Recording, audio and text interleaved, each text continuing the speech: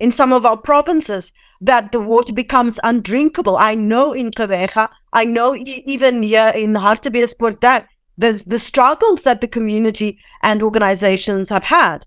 Correct. Now, as a direct result of load shedding, the city of Tshwane, when the Dustpoort sewage works cannot operate, the sewage will come in. It's not going to stop. People are not going to block their toilets because it's load shedding. It's coming in, but now you can't clean it. So where does it have to go? And that means it goes straight through the sewage works into the Alpies River, 20 kilometers down, obstructed at Temba purification works, which also can't treat the water because load shedding. And then people in the Hammanskraal and Soshanguve all get diarrhea. In Johannesburg, after the big rains and the pumps that couldn't work, within 10 days, we had a cholera outbreak. I heard. This is not rocket science. The old people used to say, "Kinders moet nie die water mors nie." Always been drunk. But this is exactly it. And it's not, just saying Afrikaans. There's many of our rural people who come from rural villages who had these rules and interesting folk stories that little boys are taught you can't pee in a river because the crocodile will bite the seal because of exactly that understanding. If you put your excrement and waste in water, people get sick and die. Now, how do we measure if water is managed well? Infant death rate. Really? The amount of babies dying but before they reach 1 year old tells us how well we are managing our water. And in South Africa, and I'm going to just look that quickly up, our infant death rate in the Eastern Cape is the highest of all the provinces in the country. Because our water supply in the Eastern Cape is the most backlogged as a result of the socio-economic drought and the meteorological drought. And because there's food scarcity, now people don't have breast milk to give their babies. They will go buy infant formula, mix it with river water, and the baby will die.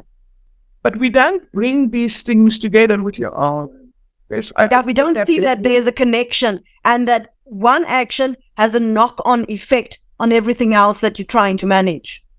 Correct. Now, how well are we doing this slide I'm having here? I'll just bring it over. That in the Eastern Cape, as a result of diarrhea, 20% of the infant death rate is as a result of diarrhea. The Mpumalanga, 25%. Gauteng and the Western Cape have the lowest, 10%. But that is still a significantly high number. If you think 1 in every 10 babies that die in Gauteng and the Western Cape, which are supposed to be the best managed provinces in the country, die as a result of poor water quality. That is way too high a number. Yeah. I'm making a note here, and because this is what is popping up in my head, that and whether South Africa's water is really the quality of the water is killing its people.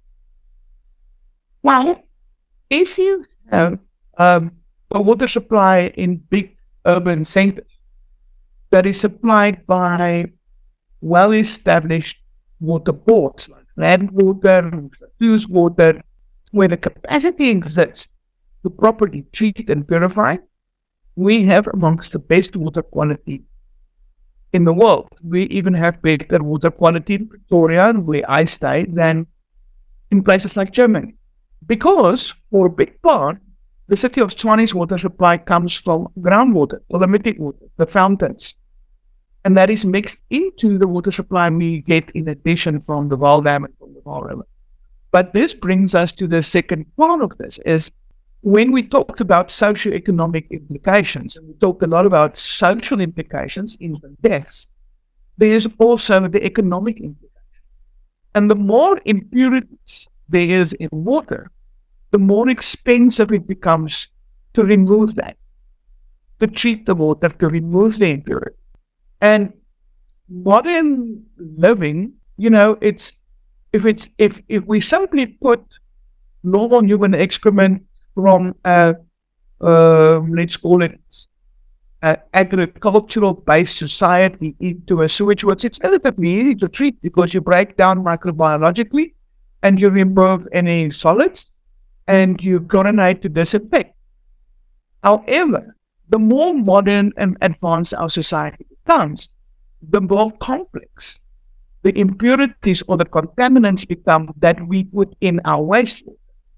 Things like hormonal treatments, things like oral contraceptives that can now is excreted with our waste, with our urine and our feces, ends up in the sewage world, which is not designed to break down those complex modern chemicals.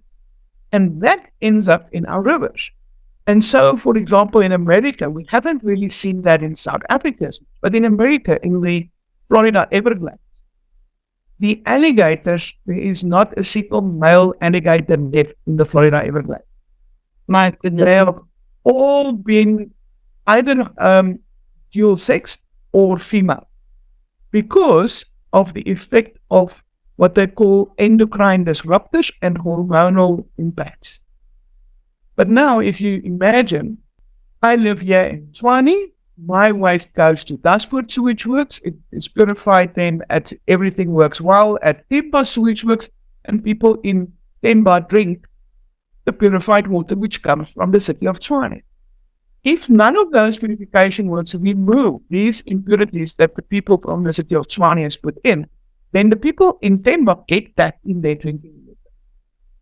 So our purification systems, the saying goes, we all live downstream from one another. Yes. And we have to make sure that our purification works can operate 100% to not have a detrimental impact on somebody living downstream. People in Vanderbijl Park, if we have sewage problems in Vanderbijl Park, people in Parijs will abstract that water, people in Taxdorp will abstract water, and they will have to pay more for the problems caused by the waste in Vanderbijl Park. Thinking of the economic implications, should the people of Klerksdorp pay to clean up the shit of the people of Vanderbijl Park, or should the people of Vanderbijl Park be paying for that? Who should pay for that? Vicious cycle. Kom ons laat dit eers daar. Let's leave it at that. Thanks for trying to make sense of what everything that's going on in our world. Carin, I really appreciate your time.